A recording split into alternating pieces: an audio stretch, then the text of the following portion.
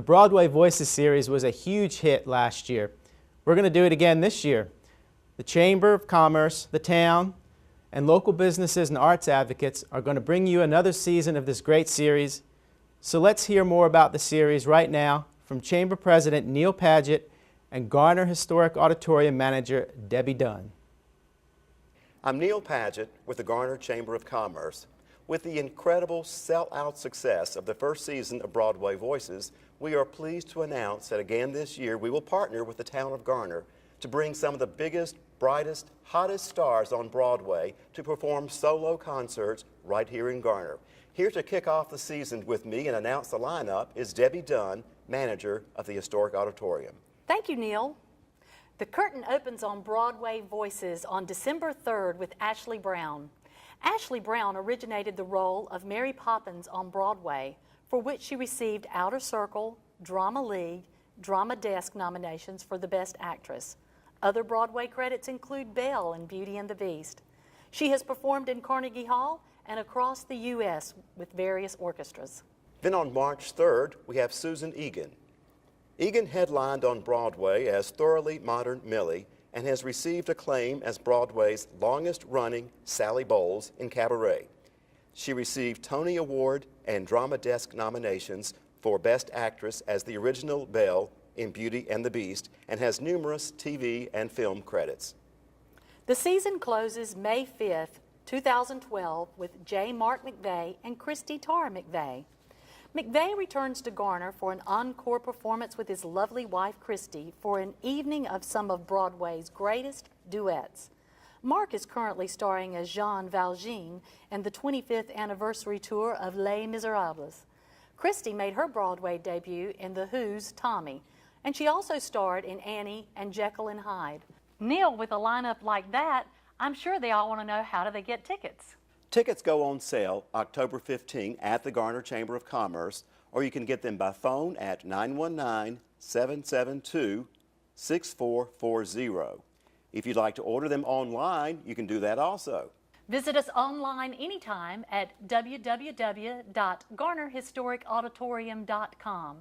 All 3 shows for just $75. And brand new this year, you can upgrade your subscription and join the exclusive Friends of the Voices for just $200 per person.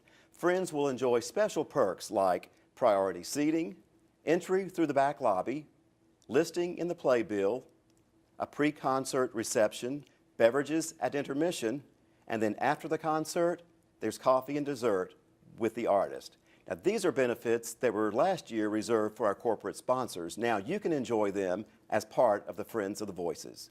$200 for all 3 shows. You can't even go to a Broadway show for $200, and Broadway Voices is going to bring it right to your doorstep here at the Garner Historic Auditorium. Join us.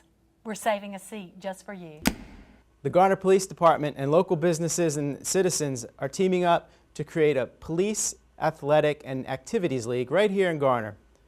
Let's meet a couple of the organizers of that program, Sergeant Mike McIver and Justin Byers. They're going to tell us a little more about what they have in store. Good afternoon. I'm Sergeant Mike McIver with the Garner Police Department. Joining with me today is Justin Byers.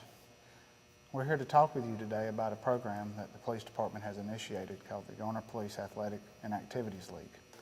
The Garner PAL League is a crime prevention program aimed at the youth of our community to help reduce crime and give them a stable life.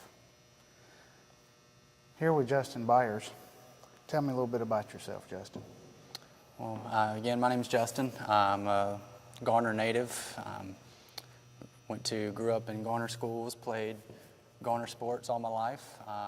Currently work in Garner, and I'm a member of the advisory board for the Garner Police Athletic League, and happy to be. It's been interesting to see how we've grown over the past year or so of existence. And what brought your interest up to where you wanted to join the program?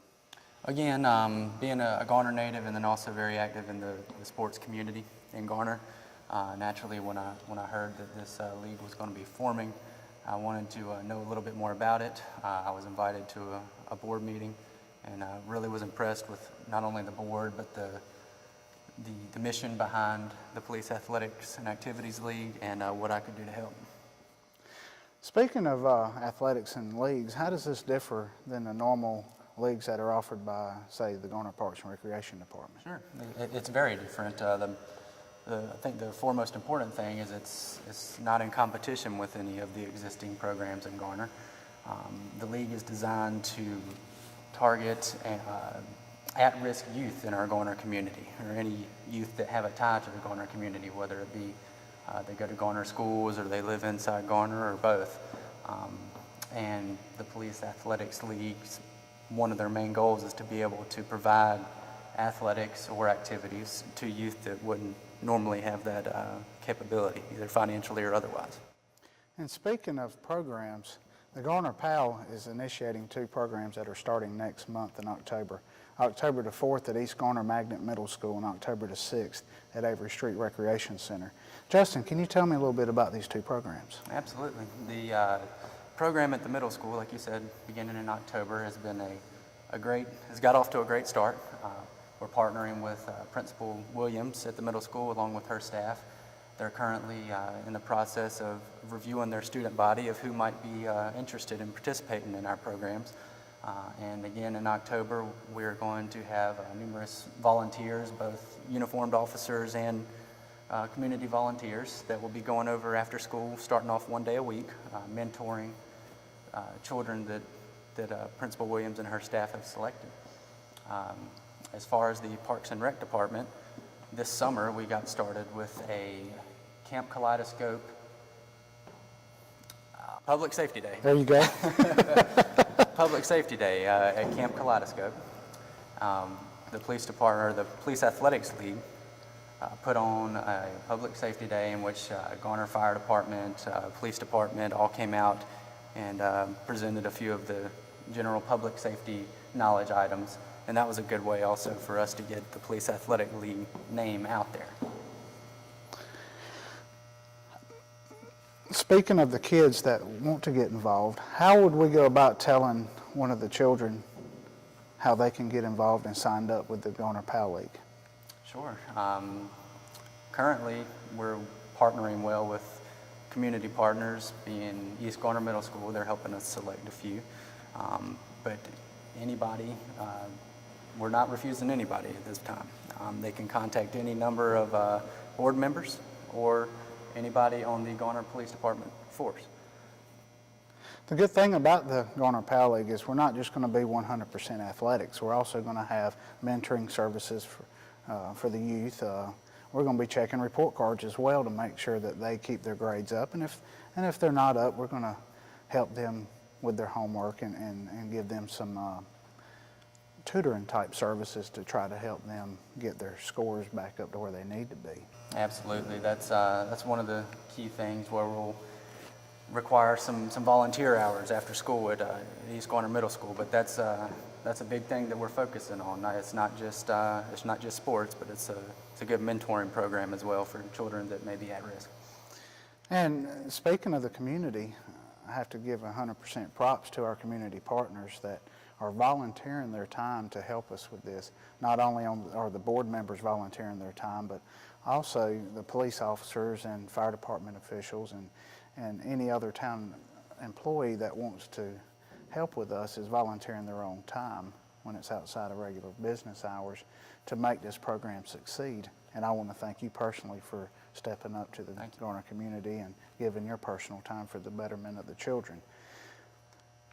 With that being said, with everyone given time, we're also in need of sponsors, aren't we not? Yes, we've been blessed so far to have numerous Garner businesses and individuals step up and donate time, resources, and money. So we're still in the need of all 3 of those. But again, we have been very fortunate to be starting off so young to have the resources that we have. Another thing that we could really use is facilities, don't you think? Yes, we currently have the facilities of East Garner Middle School and Avery Street Gym, both cooperative partners that have helped us get started in the town of Garner and East Garner Middle School. But in order for us to get our whole total vision out there, we probably would need to have a facility of our own one day. Absolutely, that is something that we're aspiring to down the road, I think. And that would also open the door for tons of more children to be able to Absolutely. get involved. Extend our outreach a good bit. If you are interested in the Garner PAL program or would like more information, you can contact me at 919-772-8810 or go to the Garner Police Department webpage at garnernc.gov. The Town Council recently made a strategic land purchase in our historic downtown that will help the town to fulfill its long-term vision for redeveloping our downtown. Let's hear from John Hodges, President of the Garner Revitalization Association, as he explains how that land acquisition fits into the bigger picture. I'm John Hodges with the Garner Revitalization Association with an update on the historic downtown Garner plan. The plan was adopted in 2010 by the Town Council after an extensive community planning process to help visualize ways to revitalize the downtown area. From this community planning process, we identified 3 key economic drivers that can aid us in the revitalization of the downtown area. First is our Arts and Cultural District, which is centered around our historic auditorium facility. Second is Sports and Recreation, that is centered around Garner Baseball, Garner Recreation Park, and the Ice House Complex. And lastly is our Town Center area.